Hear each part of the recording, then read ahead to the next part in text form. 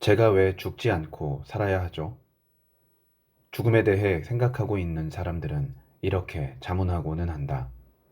삶에 대한 깊은 우울감으로 여태까지 살아오면서 지속적으로 겪었을 좌절과 고통, 혹은 미래에 대한 방향성의 상실감, 수십 수백 가지의 이유로 죽음이라는 단어를 떠올리는 사람들. 정말로 진지한 고민으로 신중하게 떠올리든, 혹은 가벼운 일상의 습관처럼 떠올리는 것이든, 죽음을 지속적으로 떠올리게 되는 사람은 저렇게 자문하고는 한다. 죽지 않고 살아야 할 이유를 찾는 것이 곧 지금의 괴로운 순간을 버텨내고 삶을 이어갈 이유가 되어주기 때문이다. 그리고 안타깝게도 여러 번의 고민 후에도 저 질문에 답을 하지 못한 사람은 인생의 마지막 종착역인 죽음을 스스로 선택하고는 한다. 2021년 기준 10만 명당 자살률 26명, OECD 가입국가 중 1위인 대한민국에서 살아가는 우리들에게 저 질문은 그리 낯선 것이 아니다. 그렇다면 우리는 왜 살아가야 하는가? 스스로 각자의 삶을 어떻게 영위해야 할지 선택할 수 있는 권리를 갖고 있는 개개인이 스스로 목숨을 끊지 않을 이유를 어떤 방식으로 찾아야 하는가? 삶의 의미를 잃어버린 사람이 그럼에도 불구하고 자살하지 말아야 할, 계속 살아가야 할 이유가 있는가? 역대 수상자 중 두 번째로 어린 나이인 43살에 노벨 문학상을 수상한 작가, 프랑스가 낳은 세계적인 문호 알베르 까미는 살아가야 할 이유에 대해서 부조리라는 개념을 통해 표현하고자 했다. 그렇다면 그가 말하는 부조리란 대체 무엇인가? 까미가 바라보는 세상은 부조리 그 자체였다. 이 세상에서 살아가는 사람들은 누구나 세상에서 일어나는 일들에 대한 자신만의 정의, 시각 혹은 기대와 개념을 갖고 있다. 하지만 실제 세상이 우리에게 보여주는 현실은 사람들이 생각하는 세상과는 분명 다르다. 생각하는 세상과 현실의 세상 사이에 깊은 간극, 그 사이에서 부조리라는 개념이 자리 잡고 있는 것이다. 여기 대한민국에서 회사를 다니고 있는 한 직장인이 있다. 그는 회사에서 인정받는 훌륭한 직원이었다. 회사의 모든 사람을 늘 배려하고 따뜻하게 미소 지으며 일 또한 막힘이 없었기에 좋은 평판이 늘 따라다녔다. 회사에 다니는 직원들 중 특별히 그를 싫어하는 사람을 본 적도, 그 비슷한 이야기조차 들은 적이 없다. 심지어 주말에는 개인적으로 봉사활동까지 다니고 있었다. 그는 회사 안팎으로 모두에게 신뢰받는 사람임에 분명했다. 그런데 지난주에 그는 회사로부터 일방적으로 권고사직을 당했고, 이를 비관한 그가 만취한 상태로 길을 걷다가 사고를 당해 중태에 빠졌다. 이대로 영영 일어나지 못할 수도 있다고 한다. 도대체 왜 그 사람이 그런 일을 겪어야 하는 것인가? 나는 왜 회사에서 해고당해야 했고 이렇게 사고까지 났어야 했는가? 내 생각으로는 도저히 이해할 수 없다. 무언가 잘못된 것이 분명해 라고 외친다면 그 순간이 바로 삶의 부조리를 느끼게 되는 순간인 것이다. 세상의 흐름이라는 것에는 감정과 옳고 그름이 없다. 그저 무엇이든 일어날 수 있을 뿐. 또한 사람들이 갖고 있는 개개인의 생각과 기준은 모두 다르다. 그렇기에 생각하는 사람이라면 결국 부조리를 느낄 수밖에 없다. 그렇다면 이렇게 부조리를 느낀 한 인간은 어떤 선택을 할 수 있는가? 이 부조리한 세상에서 자살을 해야 하는가? 알베르 까미는 여기서 자살은 선택지가 될 수 없다고 이야기한다. 세상을 살아가는 사람들이 느끼는 부조리의 근본 원인을 따라가 보면 세상이 나아지길 바라는 마음에서, 좀 더 나은 세상에서 살아가길 원하는 간절한 마음에서 시작된 것이기 때문이다.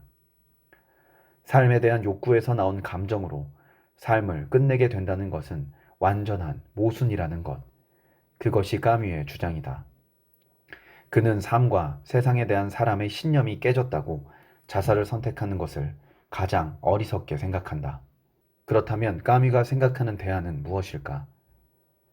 끝없이 경험하라. 까뮈는 외쳤다.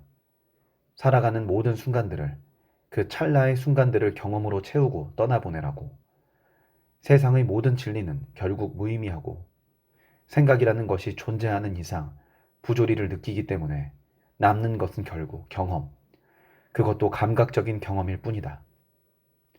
세상을 설명하는 절대적 진리가 없듯이 경험의 가치에도 우열이 없다. 그저 많이 경험할수록 좋다. 그러니 경험하고 또 경험하며 남은 인생을 소진하라. 그래서 까미의 기준에서는 매일 새로운 사건 사고를 끊임없이 경험하는 유흥업소의 호객꾼이 하루하루 반복적이고 판에 박힌 경험만을 반복하는 고위 공무원보다 훨씬 더 모범적인 삶을 영위하고 있는 것이다. 또한 그는 반항을 이야기했다. 세상으로부터 속았을 때 느껴지는 배신감에 대해 악을 쓰고 저항하기를. 이것이 궁극적으로 부조리 가득한 세상에서 인간의 존엄성을 지키는 일이라고 말이다. 이렇게 순간의 경험과 반항을 이야기하던 까뮈는 이 세상에 없다. 노벨상을 받고 몇 년 지나지 않았던 1960년, 까뮈는 갑작스러운 교통사고로 세상을 떠나게 된다. 평소 자동차 사고로 죽는 것보다 더 의미 없는 죽음은 상상할 수 없다고 이야기했던 알베르 까뮈. 순식간에 허무하게 끝나버린 그의 삶이었기에 감각적 경험으로 채워가야 할 필요성을 이야기하던 그의 목소리가 더욱더 깊게 와닿는 것일지도 모르겠다.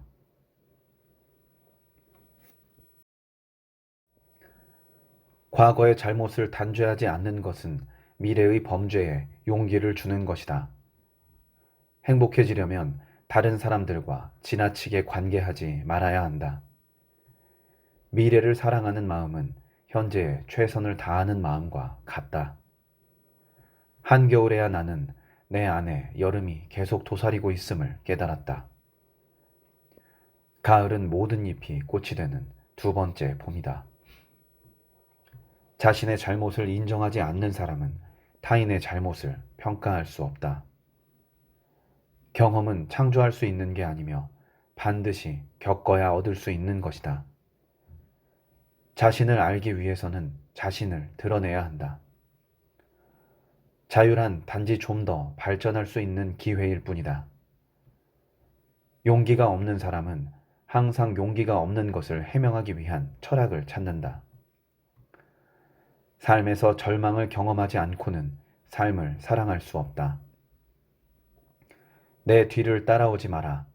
내가 제대로 이끌지 못할 수도 있다. 내 앞에서 걷지 마라.